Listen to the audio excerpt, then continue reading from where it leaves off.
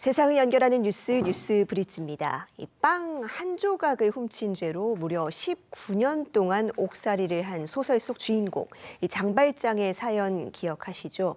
이 소설이 쓰여진 지 200년 가까이 흘렀지만 여전히 우리 주변에는 먹고 사는 문제로 경범죄에 연루되고 또 벌금을 못 내서 감옥에 가는 사람이 적지 않습니다. 어떤 사연들이 있고 우리 사회 안전망에 시사하는 점은 무엇인지 인권연대에서 운영하는 장발장은행 오창익 대표에게 직접 들어보겠습니다. 대표님 어서 오세요. 네, 안녕하세요. 예, 먼저 이 장발장은행 어떻게 만들어졌는지 소개 부탁드립니다. 그러니까 죄를 지면 죄값을 치르는 게 맞아요. 근데 장발장의 문제는 빵 한 조각을 훔쳤는데 19년 동안의 감옥에 가둔 거잖아요. 비례가 안 맞는 겁니다. 네. 그 형사처벌의 대부분은 벌금형을 선고받는 건데 벌금형을 선고했다는 건 감옥에 보내지 않아도 될 만큼 가벼운 범죄를 저질렀다는 거예요. 근데 벌금을 내지 않으면 감옥에 가게 되거든요. 그러면 감옥에 보내지 않으려고 벌금형을 선고했는데 단지 돈이 없다는 이유 때문에 감옥에 간다면 비참한 일이 생길 수 있는 거죠. 근데 그런 사람들이 얼마나 많으냐? 2021년에 2만 1,000명 정도 됐어요, 한 해. 네. 그러다가 22년에는 2만 5천 명으로 좀 늘었고요. 코로나 종식 때문에 그런 것 같은데 특히 문제가 되는 건 작년인데요. 5만 명으로 2배가 늘었습니다. 대한민국 국민 중에 단지 다른 이유가 아니라, 그러니까 죄질이 나빠서 위험해서가 아니라 돈이 없어서 감옥에 가는 사람들이 5만 명이나 되는 겁니다. 이 문제가 생긴 까닭이요. 벌금은 보통 어떻게 나오냐면 벌금 200만 원, 300만 원 이렇게 선고되잖아요. 근데 그 같은 돈이라도 재산이나 소득에 따라서 완전히 느껴지는 게 달라요. 그렇죠. 돈이 많은 사람에게 벌금 300만 원은 하나도 부담스럽지 않고 고통도 없지만 정말 어려운 형편에 있는 가난한 사람들에게는 벌금 200만 원, 300만 원이 감당할 수 없는 돈이거든요. 그래서 몸으로 때우는 감옥에 가는 일이 있는데 누구든 간에 감옥에 가면 비참합니다. 그래서 저희가 장발장은행을 만들어서 가능하면 저희한테 돈을 빌려서라도 저희는 원금만 나눠 갚으면 되거든요. 네. 무담보 무이자로 돈을 빌려드리니까 감옥 가진 않고 좀 사회에서 같이 지냈으면 좋겠다 이런 마음이고요. 특별히 하고 싶은 건 뭐냐면 유럽 대부분의 나라에서는 벌금을 소득과 재산에 따라 다른 액수를 매깁니다.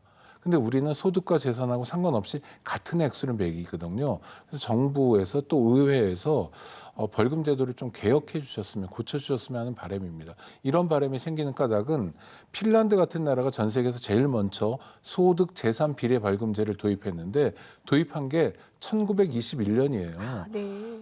그러니까 핀란드가 103년 전에 했다는 걸 대한민국이 못할 수는 없잖아요. 그래서 관심을 가져주셨으면 하는 바람입니다.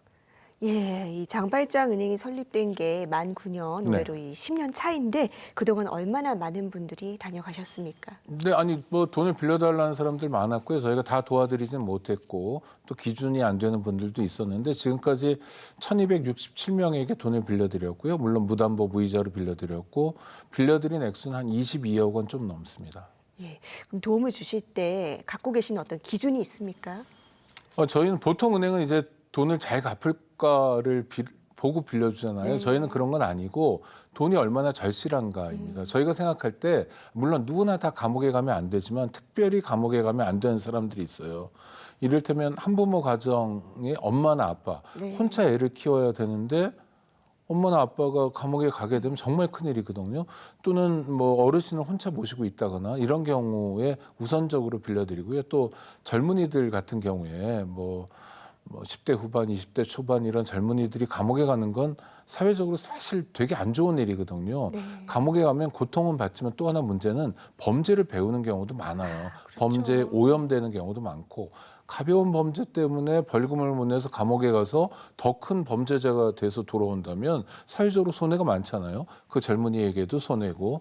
그래서 그런 분들 우선해서 빌려드리고요. 또 좀 못 빌려드리는 분들은 음주운전 하신 분들은 네. 이거는 정말 음주운전은 하면 안 되는 게 이제는 다 아시니까 음주운전 한 분들 또 몰카 찍고 이런 분들은 안 빌려드리고 있습니다. 네, 그렇군요. 적지 않은 분들이 다녀가셨는데 그렇다면 특별히 또 기억에 남는 분들도 계실 것 같아요. 네, 많은 분들이 기억에 납니다. 저희가 대출해 주기로 심사를 하는데요. 전화를 드리면 많은 분들이 한숨을 크게 쉬거나 막 울거나 이런 분들도 있어요. 살았다라고 얘기하는 거예요. 저희가 빌려드리는 돈이 결코 많지 않습니다. 뭐 200만 원, 300만 원 정도밖에 안 되는데도 어떤 개인에게는 굉장히 큰 돈이고 그렇죠. 살았다라고 절로 말할 수 있을 정도의 큰 네. 돈이죠.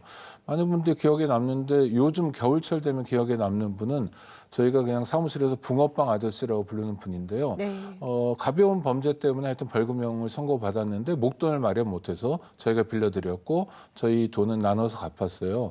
근데 이분이 겨울철만 되면 후원을 많이 뭐 많은 돈은 아니지만 자주 해주십니다. 그러니까 붕어빵이 여름보다는 겨울에 좀 더 팔린다고 그래서 전화도 주시고 오늘 얼마 내가 후원했어요 이러는데 정말 뭐랄까 이제 따뜻한 온기를 기억했다 그걸 다시 전해주시는 거여서 정말 고맙죠. 네, 고마운 일입니다. 네, 의미 있는 영향력으로 또 확산이 되고 있네요.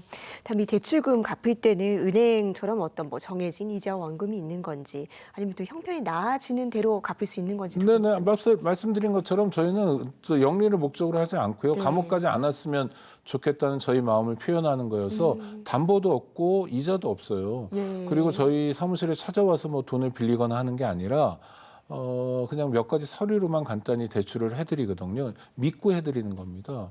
그래서 뭐 간편하죠. 갚는 것도 잘 갚고 있습니다. 네.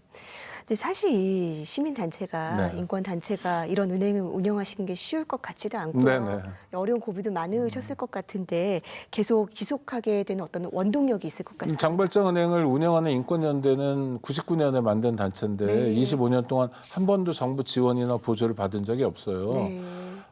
오로지 시민의 참여로만 운영했는데 장발장은행도 같은 원리로 운영하고 있습니다. 그러니까 돈이 늘 모자랄 텐데 너무 신기한 게요. 장발장은행 만든 다음에 단 한 번도 돈이 없어서 대출을 못 해드린 적이 없어요. 그렇습니까? 이상해요. 화수분 같아서 돈이 네. 좀 떨어진다. 어떻게 잔고가 적은데 이럴 때 빌려갔던 분들이 또 갚으니까요. 돈은 돌잖아요. 네. 그리고 후원자들이 후원을 해주시고 해서 정말로 저도 좀 이해할 수 없는데 신기하게도 돈이 없어서 빌려드리지 못한 적은 없었고요. 그건 아마 우리 사회가 그래도 뭐 여러 가지로 거칠고 또 뭐 파편화돼 있고 이런 얘기들 많이 하고 걱정도 많지만 밑바닥에는 이렇게 따뜻한 온기가 흐르고 있지 않나 이렇게 생각합니다. 역시 고마운 일입니다. 그렇습니다.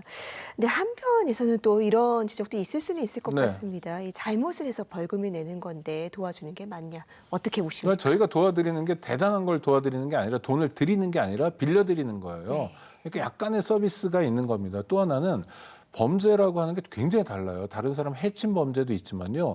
기초질서 위반 수준의 범죄도 있습니다. 이를테면 운전을 하다가 뭐 깜빡 졸아서 중앙분리대를 박았다 하면 내 차만 긁히고 내가 손해인데 실제로 그건 범죄이기도 해요. 무슨 범죄냐? 공용물 손괴죄라는 거예요. 내가 범죄를 저지를 의사도 없었고 깜빡 실수였지만 범죄가 되는 건 맞습니다. 또 장발장은행에 오시는 많은 손님들 중에 어떤 범죄가 많냐면 전자금융거래법 위반인데요. 흔히 자기 통장이 대포 통장으로 쓰이는 겁니다.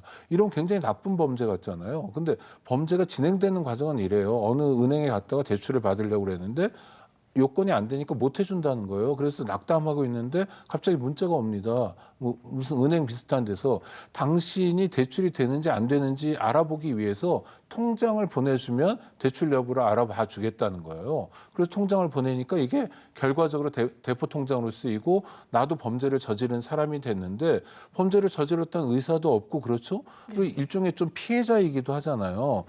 이런 분들까지 정말 우리가 다 손가락질 해야 되느냐. 이를테면 음주운전은 누가 봐도 그건 아유 차 놔고 가셔야죠. 네. 대리 불러야죠. 라고 판단할 수 있지만 앞서 말씀드린 사례들은 그냥 욕하기엔 조금 어려운 사례들이거든요. 그러니까 그분들의 손을 잡아드리는 건뭐 사회적으로도 굉장히 좋은 일이라고 생각합니다.